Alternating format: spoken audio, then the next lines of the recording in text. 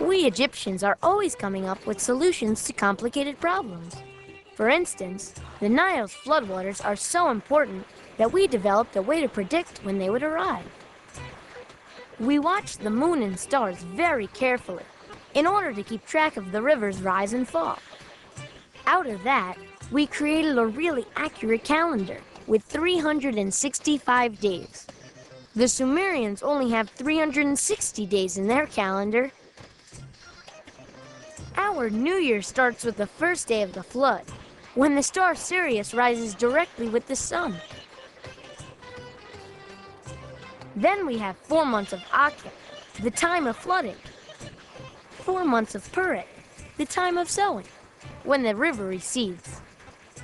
And 4 months of Shimu, the time of harvest and heat. Everything in Egypt revolves around the seasons of the Nile.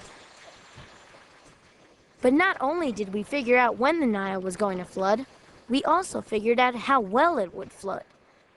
We built a Nileometer to keep track.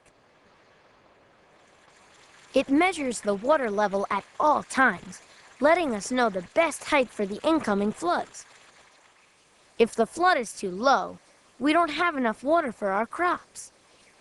If the flood is too high, everything washes away.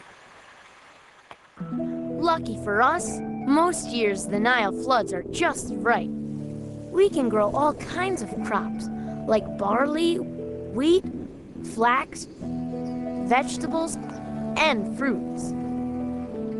Dad says we have been farming like this for thousands of years. That makes us very experienced and well-organized farmers. If the floods are good, it's easy to grow enough food for everyone.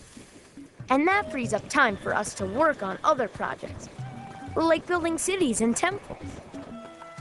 We couldn't do any of that if it was hard to grow food and we were hungry. So thanks to the Nile, we have a land of abundance. That's what Dad means when he calls Egypt the gift of the Nile. Speaking of Dad, where is he? I'm ready to start this boat down the river. We're going from Thebes down to Tanis, where Pharaoh Ramses lives, to deliver some important documents.